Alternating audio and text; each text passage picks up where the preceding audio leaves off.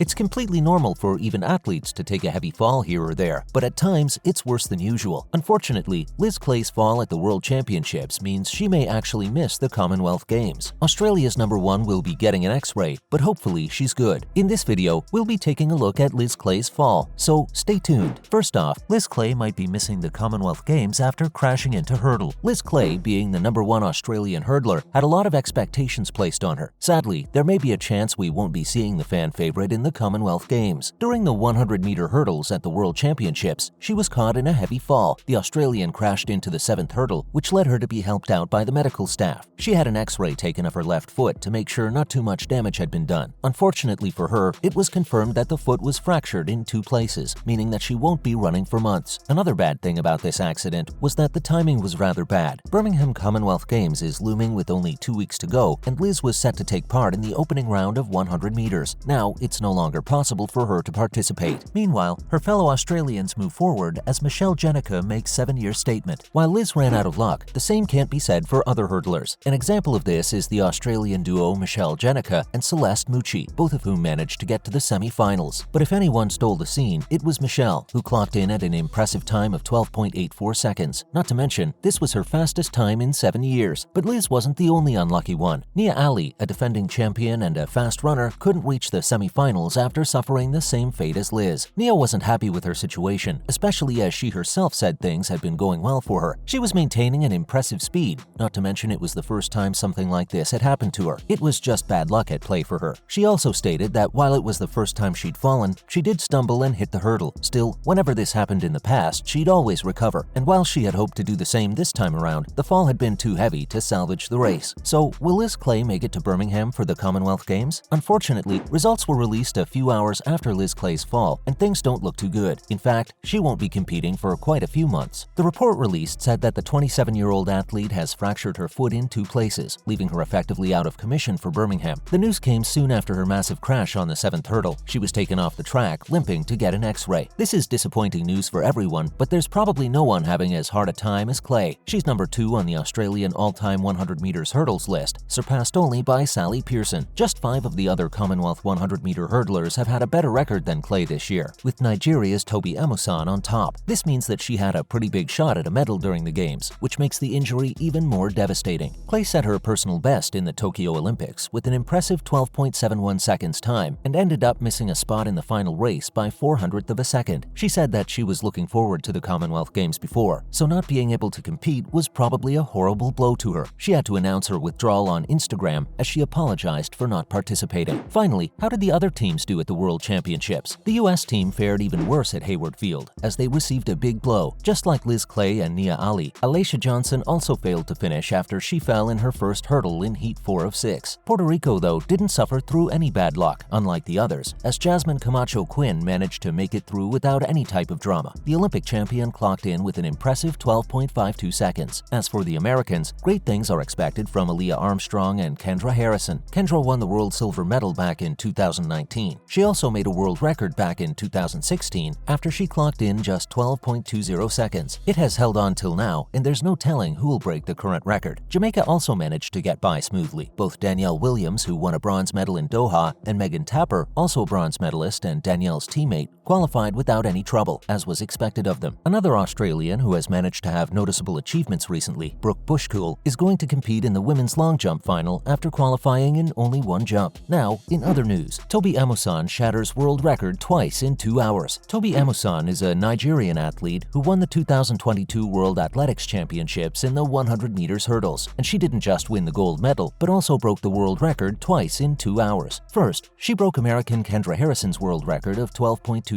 which she set in London in 2016. After that, she again set a new record of 12.06 on the same day in the finals. Unfortunately, it's not recognized as a world record because the wind assisted her run. Still, she set the new best mark and made her country proud by being the first Nigerian to hold a world title. Spectators and Amusan herself looked at the clock in disbelief, as everyone was astonished at what they were seeing. It was amazing and unexpected, and delightful to see. After the event, the 25-year-old athlete commented that she believed in her abilities and had the goal in her mind to win the gold medal, but setting a world record was a bonus. She beat Brittany Anderson, who was second and claimed the silver medal, and Jasmine Camacho Quinn bagged the bronze medal. Next up, Sydney McLaughlin just broke her own world record. record. If there's one thing an athlete needs to do to be remembered, it's to make history. Sydney McLaughlin is no exception, and it looks like she hasn't only met but also surpassed everyone's expectations of her. The American already held the world record in 400 meters hurdles, but she went and shattered her own record at the World Athletics Championships, leaving everyone speechless. On Saturday's final in Oregon, the fan fave broke her own record by a whole second, which is an extremely impressive feat. While the competition was by no means easy, she still left her world-class rivals in the dust as she crossed the line in just 50.68 seconds, as compared to her previous record of 51.41 seconds. Included in the people she was going against were Netherlands' Femke Bol and USA's Delilah Muhammad, both of which are the second and third fastest women respectively. Bol won the silver medal and Delilah took home the bronze one, but it isn't surprising. What actually blew people's minds was the time difference. The second place clocked in with 52.27 seconds, whereas the third place had 53.13 seconds. To be able to overtake her closest rival so easily is truly a talent that comes only once a generation. Finally, how did the men's hurdlers do at the World Championships? Moving to the men's hurdles, Peter Bol put up an impressive performance which enabled him to secure his first major medal. He managed to finish 7th in the men's 800-meter final at the World Championships. Peter was aiming to be the first Australian male or female to take home a medal ever since the inaugural World Championships that took place in Helsinki in 1983. While he had a promising start, things didn't stay in his favor as he started to fall back. He struggled to get into a position which would allow him to compete for the medals. Still, all things considered, he did well enough that though he had entered the track as the last runner, he managed to get 7th place. The 28-year-old readily admitted that he was disappointed with the results, especially considering he had finished 4th in last year's Tokyo Olympic final. Meanwhile, Emmanuel Korir from Kenya added the 800-meter title to his Olympic crown, producing his trademark devastating kick. At first, it didn't seem like Korir would come out on top as he had. This was due to Arap being in the lead. After changing to the inside lane, he led through the bell, signaling the final lap. But Korir wasn't going to let him win so easily though. At 200 meters, he realized that he had to turn the tide soon, so he increased his speed and soon enough, it was decided who was going to win. Slimane Mula didn't hold back either at the 8-man field at Hayward Field as he managed to race into the lead. That's a wrap for this video. Are you disappointed Liz Clay won't be at the Commonwealth Games? Let us know in the comments below. Make sure to give this video a thumbs up and subscribe to our channel for more videos like this. See you in the next one.